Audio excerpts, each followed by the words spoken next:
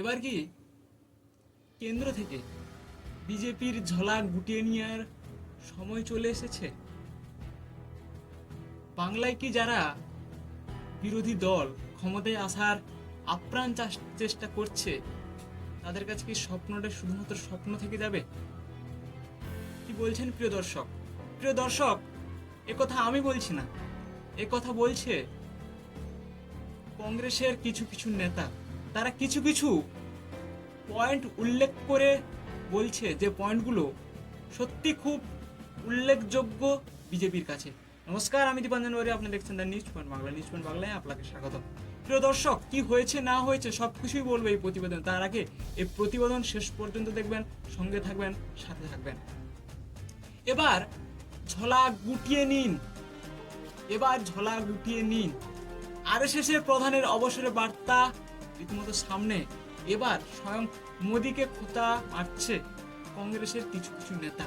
কারণ ৭৫ বছর বয়সে অবসর নেওয়ার বিজেপির একটা অঘোষিত নিয়ম, আর সেই নিয়ম প্রায় মানতে হবে আরএসএস প্রধান মোহন ভাগবত এবং বিজেপির मैं है तो फकीर आदमी हूँ, मैं तो ফকির আদমি হুঁ, সেই ফকির আদমির প্রায় ৭৫ বছর বয়সটা পেরিয়ে গেছে। সেই নিয়ম অনুযায়ী তাকেও বিদায় নেওয়ার সময় এসে গেছে।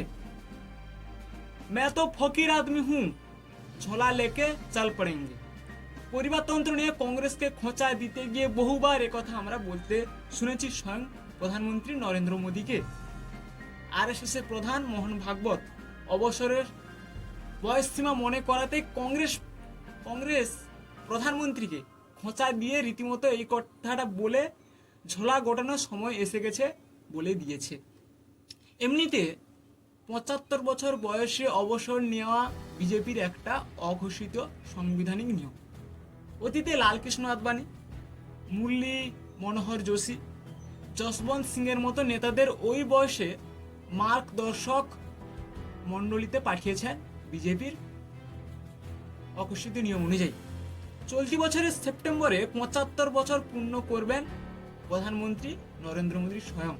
তাই কি নরেন্দ্র মোদীর ঝোলা লেকে চাল পড়েঙ্গে, মানে ঝোলা নিয়ে সত্যি চলে যেতে হবে, যেটা অতীতে বারবার কংগ্রেসকে খোঁচা দিতে গিয়ে নরেন্দ্র মোদী স্বয়ং নিজে বলেছেন এই কথাটা। কি বলবেন প্রিয় দর্শক? একটা সময় জল্পনা শোনা যাচ্ছিল ৭৫-এ মোদীকেও অবসরে পাঠাতে পারে আরএসএস।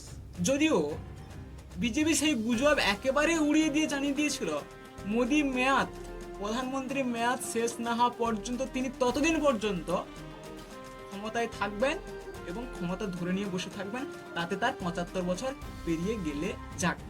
তাহলে এক্ষেত্রে স্বয়ং বিজেপির যে অঘোষিত সাংবিধানিক নিয়ম রয়েছে সেটাকে রীতিমতো পাত্তা না দিয়ে বিজেপি কি তাহলে প্রধানমন্ত্রীকে শুধুমাত্র ক্ষমতায় থাকার জন্য ধরে রাখবে? এখানে কিন্তু প্রশ্ন উঠছে প্রিয় দর্শক। সেই জল্পনায় নতুন করে ইন্ধন জুগিয়েছে সংঘ প্রধান অর্থাৎ আরএসএস এর প্রধান মোহন ভাগবত নিজে। তিনি কি বলেছেন? তিনি বৃহস্পতিবার নাগপুরের সংঘের এক অনুষ্ঠানে, আরএসএস এর এক অনুষ্ঠানে প্রধান বক্তা হিসেবে তিনি বলছেন, যখন ৭৫ বয়সে আপনাকে কেউ অত্যন্ত উৎসাহের সঙ্গে অভিনন্দন জানাতে আসবে, তখন আপনাকে বুঝে নিতে হবে যে এবার আপনার থামার সময় হয়ে এসেছে, আপনাকে সরে যেতে হবে, অন্যের কাজের জায়গায় আপনাকে ছেড়ে দিতে হবে এবং অন্যকে কাজ করার জন্য সুযোগ দিতে হবে। সংঘের প্রধান মোহন ভাগবত আরো বলছেন যে তার মন্তব্য শুনে মনে হচ্ছে যে এমন মন্তব্য মোদীকে বার্তা বলেই মনে করছেন রাজনীতিক অনেক নেতারা, রাজনৈতিক বিশ্লেষকরা যারা রয়েছেন তারা মনে করছেন যে এই যে আরএসএস প্রধান যে কথাটা বললো সেটা রীতিমতো কি নরেন্দ্র মোদীকে মনে করে দেওয়া হলো যে আপনার বয়সটা হয়ে এসছে, এবার আপনি ক্ষমতা থেকে সরে যান, আপনার ঝোলানি চলার সময় হয়েছে, আমি ঝোলানি চলে যান। কোথায় যাবেন? দর্শন তীর্থ দর্শন কোথায় যাবেন সেখানে চলে যান। তিনি তো অনেক ক্ষেত্রে বলেছেন তিনি বায়োলজিক্যাল ভাবে জন্ম হয়নি, তিনি স্বয়ং মা গঙ্গার আশীর্বাদে জন্ম হয়েছে। যাই হোক, সে কথা নিয়ে আলোচনা করতে চাইছি না। যেটা কথা যে সংঘের যে বিধান বা সংঘের যে নিয়ম আছে, এবছরে দায়িত্ব ছাড়তে হবে মোহন ভাগবতকেও, কেন তিনিও রীতিমতো যে ৭৫ বছর বয়সের কাঠগড়ায় ও এসে পৌঁছে গেছে। মোদীও যাতে অবসরে চিন্তা ভাবনা করেন, তাই কি এমন বার্তা দিয়ে দিয়েছেন স্বয়ং মোহন ভাগবত। অর্থাৎ বিজেপির যে চালিকা শক্তি আরএসএস, আরএসএস এর প্রধান যে বর্তমানে যে রয়েছেন মোহন ভাগবত, তিনিও যে যেতে চলেছে, তিনিও ঝোলা নিয়ে চলে যাবেন আরএসএস এর দায়িত্ব ছেড়ে, তার সাথে কি স্বয়ং প্রধানমন্ত্রী নরেন্দ্র মোদীকেও সাথে নিয়ে যেতে চাইছেন? কি বলবেন প্রিয় দর্শক? আপনি আমার মতামত কমেন্টে এসে লিখবেন। সুস্থ থাকবেন, ভালো থাকবেন।